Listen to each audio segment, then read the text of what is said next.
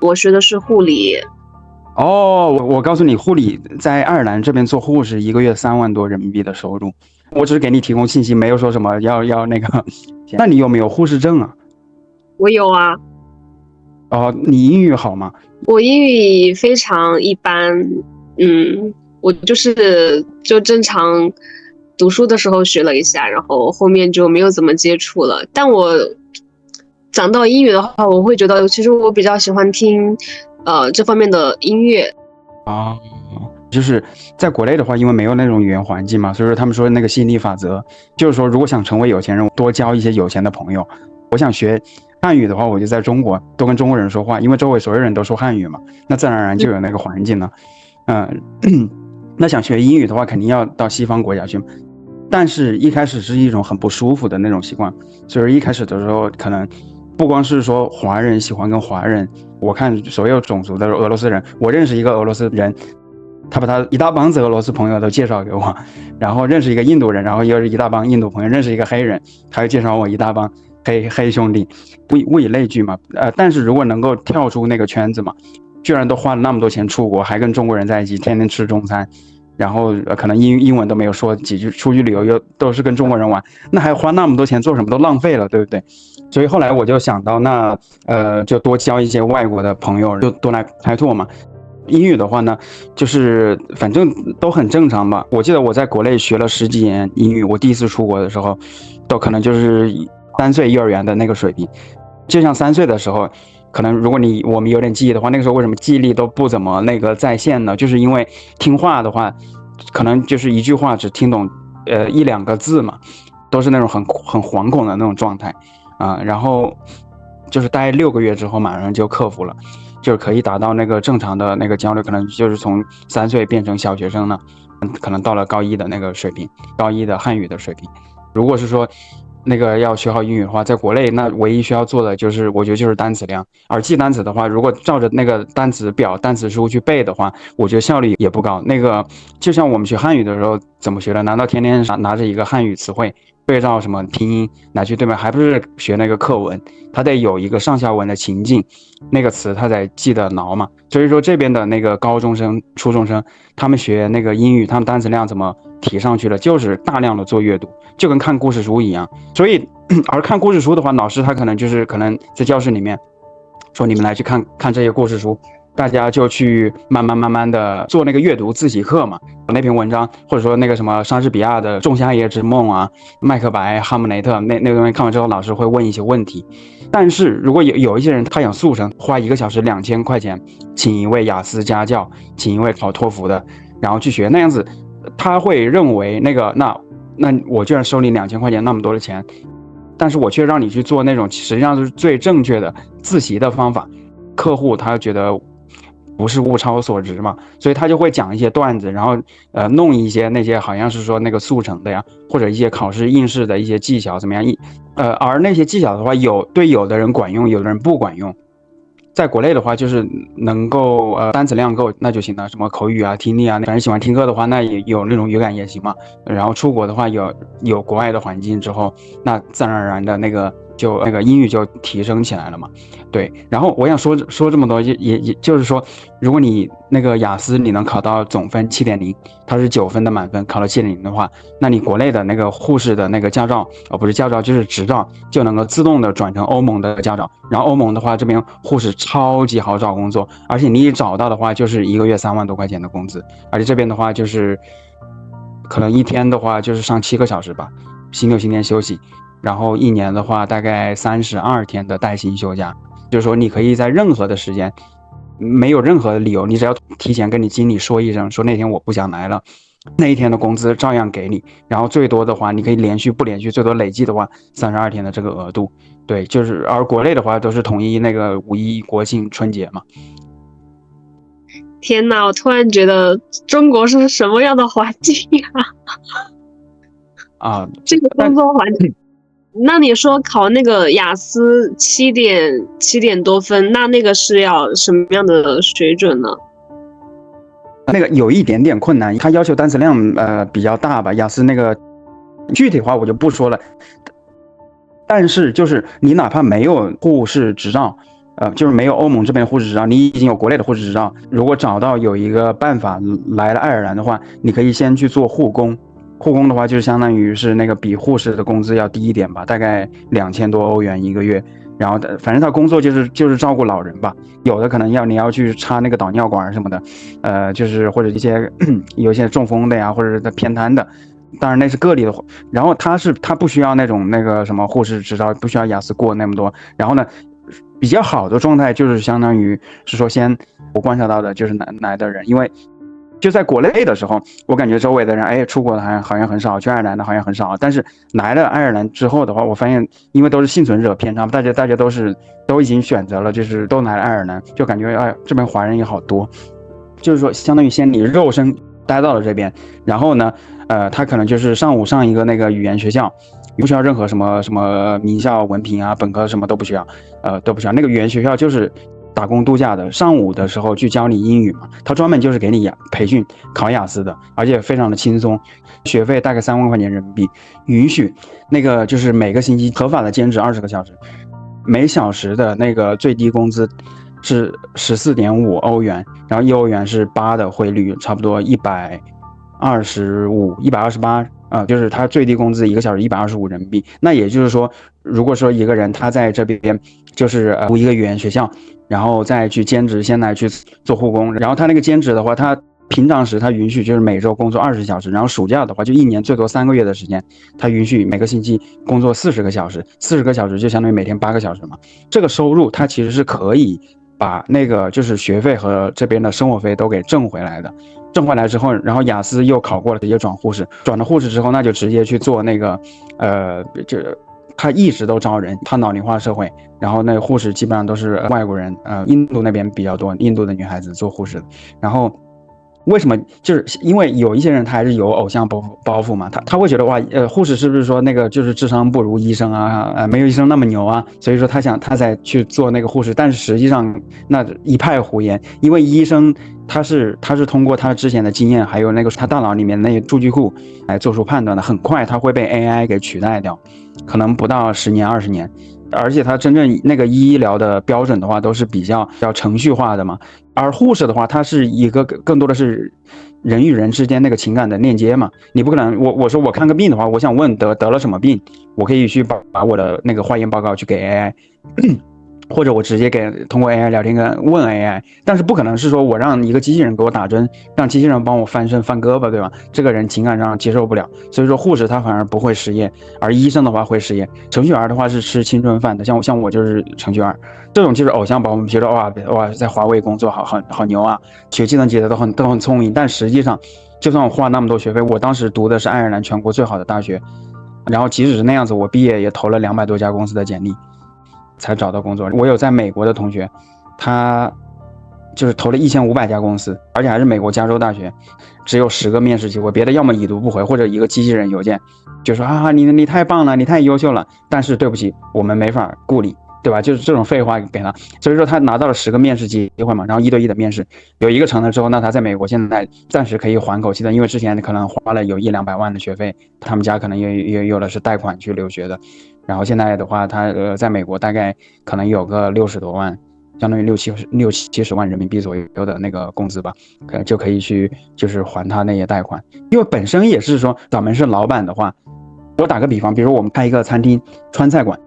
这一位师傅哇，他是国际顶尖川菜学校认证的，他有那个文凭，但是呢，实际上他根本就没有在他餐饮业，他从来都没有干过嘛，他那些之前都是学校里面学的东西。如果我们把他招过来，还得培训3个月，还得教他我们这个餐馆是怎么样，他的菜是怎么样的。而另外一个哥们儿，他虽然他什么文凭都没有，或者说他只是一个什么新东方职业技术学院他的那么一个文凭，但是呢，他在我们类似的大型5星级餐厅里面干过，跟我们类似的前台那个厨房，基本上菜系还有他那些用料嘛，基本上他都能够掌握。他直接你上午签他，下午就可以直接干活。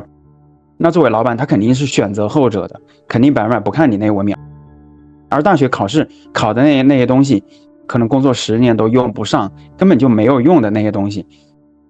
而且全世界所有大学，哪怕是那个牛津、剑桥，他永远不会教我们怎么样理财，怎么样赚钱，怎么样当老板。他所有的课程都是教我们怎么样成为一个优秀的打工人。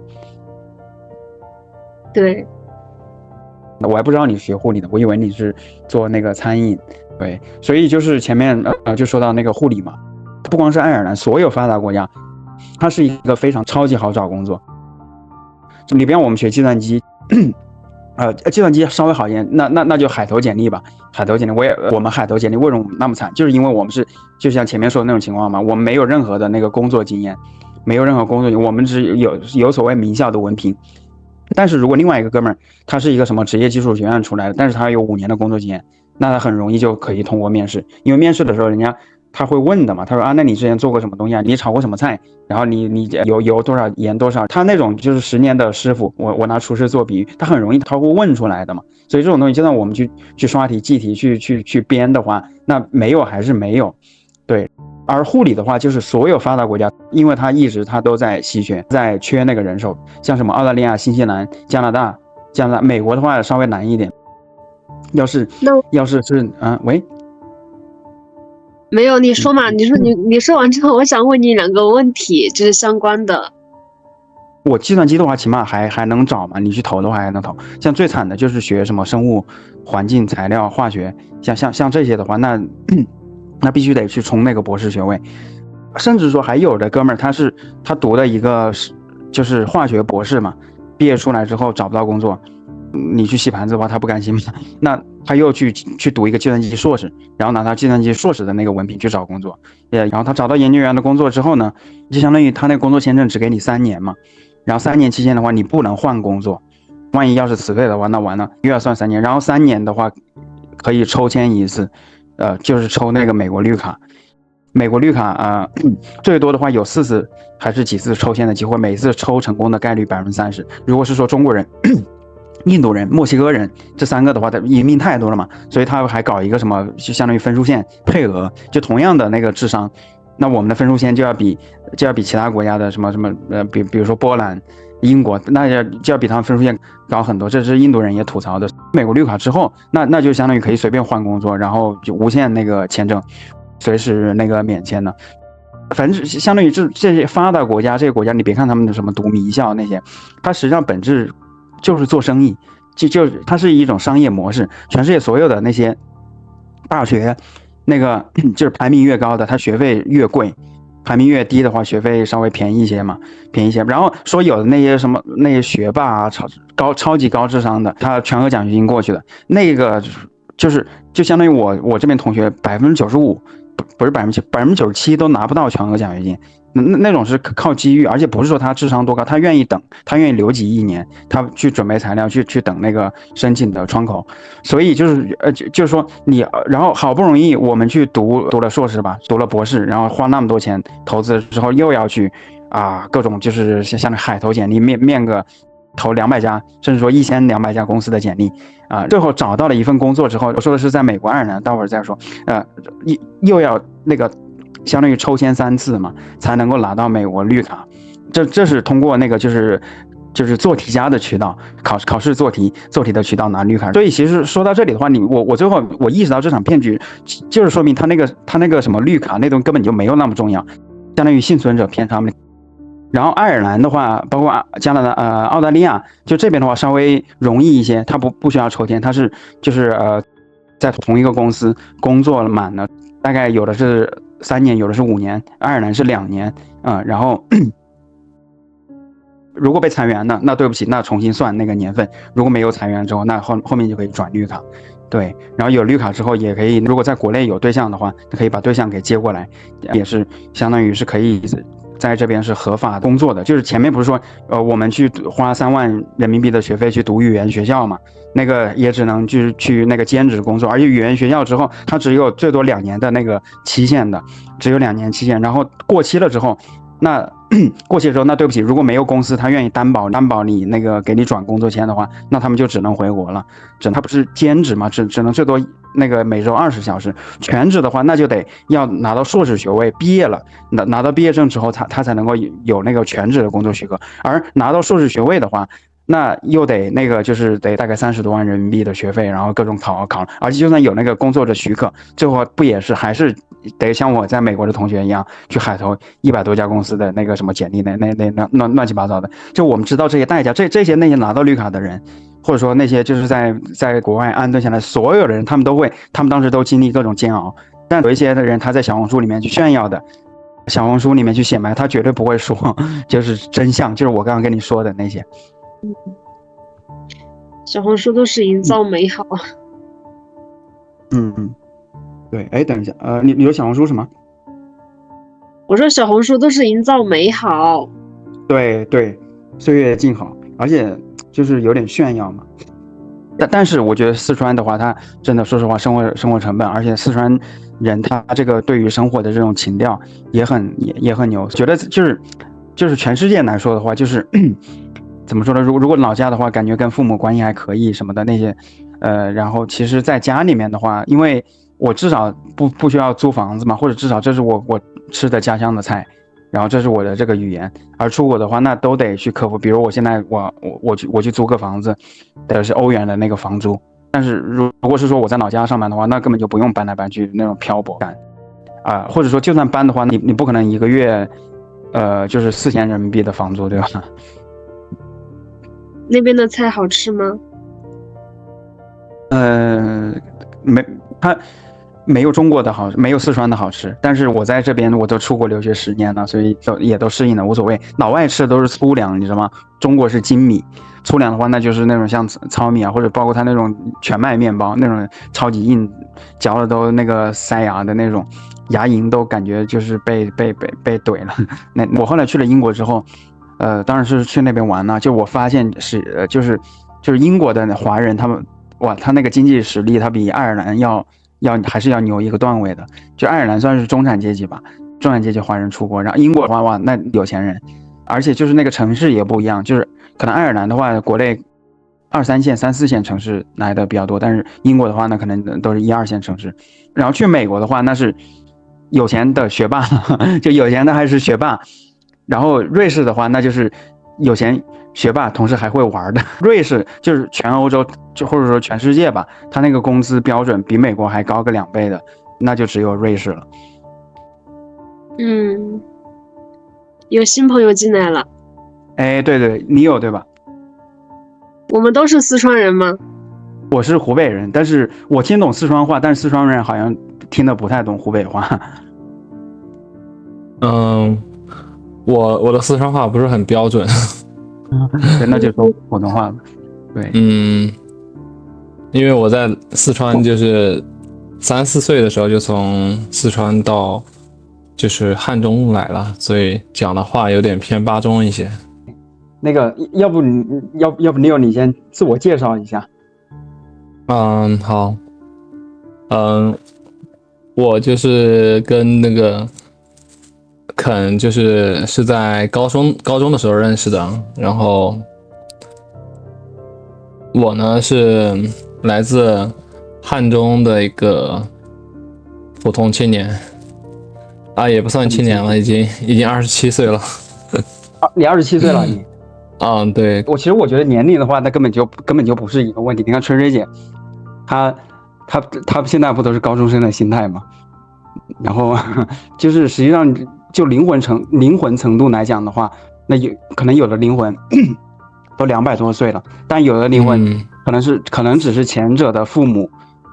就我们那个阳间的辈分来说的话，他是父母，甚至他是爷爷，但是可能他的那个就是年龄开发程度的话，他可能只是婴儿。我也不知道怎么介绍我自己了，我可能就是性别男吧。没有，你太谦虚。他就是 Neo 的瑞涵，你能介绍一下你自己吗？可以啊，我叫陈瑞涵，然后呢，你们可以直接叫我瑞涵就好了。然后我现在是在四川的成都。我刚刚还在聊这个专业，因为我的专业本来学的是护理，然后我现在做的是运营营销方面的工作。我们认识是在一个塔罗的沙龙活动上面，然后我自己也在做现在也是在学习一些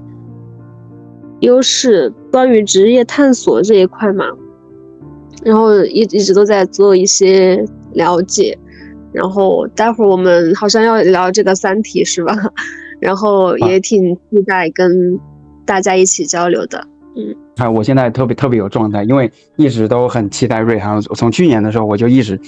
想找机会，现在终于能够迎来了。而且我一直都超级想聊三体。Neo 是航天背景的理工男嘛，然后我这次我直接从三体的第3部的男主来聊，因为我们前面不是也聊了职业嘛，然后那个三体第3部它的那个时间线其实大概就是在2020年左右，那位主角嘛叫做云天明。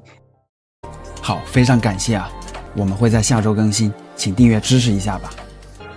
我是谁？我来到这个世界上究竟要做什么？进化的新阶段已经开始，